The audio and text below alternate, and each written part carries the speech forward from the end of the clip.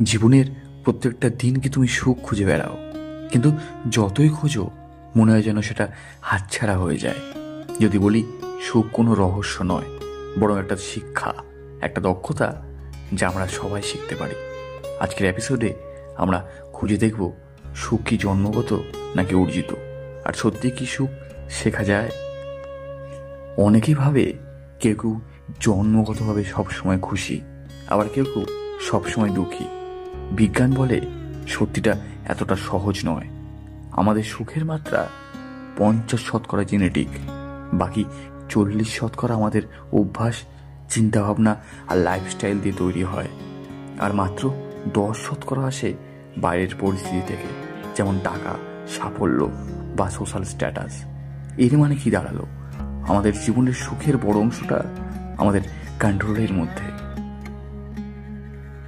বিজ্ঞানীরা বলছেন আমাদের সুখ নির্ভর করে কিছু নিউরো ট্রান্সমিটারের উপর। ডোপামিন প্রেরণা আর অর্জনের আনন্দ, সেরোটোনিন মুড ব্যালেন্স করে আর মনের শান্তি আনে, অক্সিটোসিন ভালোবাসা, বিশ্বাস আর সম্পর্কের হরমোন, এন্ডোরফিন ব্যথা কমায় আর আনন্দ বাড়ায়। এগুলো মস্তিষ্কে স্বাভাবিকভাবে কাজ করে, কিন্তু আমরা চাইলে আমাদের দৈনন্দিন অভ্যাসের মাধ্যমে এগুলোকে অ্যাক্টিভেট করতে পারি। মনোবিজ্ঞানের গবেষণা বলছে সুখ একটা প্র্যাকটিস। যেমন গান শেখা যায় বা খেলাধুলা শেখা যায়, তেমনি সুখ ও অভ্যাসের মাধ্যমে শেখা যায়। কিছু বৈজ্ঞানিকভাবে প্রমাণিত পদ্ধতি হলো কৃতজ্ঞতা চর্চা। প্রতিদিন 3টি জিনিস লিখে রাখো যেগুলোর জন্য তুমি কৃতজ্ঞ। মাইন্ডফুলনেস আর মেডিটেশন মস্তিষ্ককে শান্ত করে, উদ্বেগ কমায়। অ্যাক্টিভ রিলেশনশিপ, বন্ধু বা পরিবারের সঙ্গে সময় কাটানো। শরীরচর্চা শুধু শরীর নয়, মস্তিষ্ককেও ফিল গুড কেমিক্যাল দেয়। গিভিং ব্যাক, অন্যকে সাহায্য করলে মস্তিষ্কে সুখের হরমোন বেড়ে যায়। আমরা অনেক সময় আনন্দ আর সুখ গুলিয়ে ফেলি। আনন্দ ক্ষণস্থায়ী, যেমন একটা নতুন ফোন কেনা বা টেস্টি কোনো খাবার খাওয়া, কিন্তু সুখ গভীর। এটা আসে উদ্দেশ্যপূর্ণ জীবন, সম্পর্ক আর মানসিক শান্তি থেকে।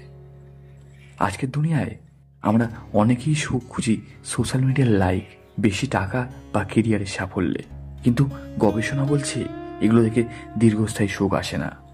সত্যিকারের সুখ আসে নিজেকে গ্রহণ করা, সম্পর্ক গড়া আর মানসিক শান্তি খুঁজে পাওয়া থেকে। বন্ধুরা, সুখ কোনো ম্যাজিক নয়, বরং একটা দক্ষতা।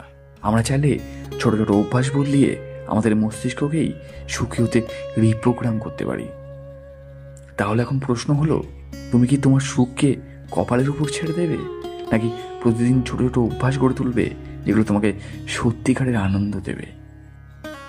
বন্ধুরা, এমন আরো গভীর কিন্তু সহজ ব্যাখ্যা পেতে সাথে থাকো দ্য থিঙ্ক 5-এর। ভিডিওটি ভালো লাগলে লাইক, শেয়ার এবং সাবস্ক্রাইব করতে ভুলো না। পরের এপিসোডে আবার দেখা হচ্ছে। ধন্যবাদ।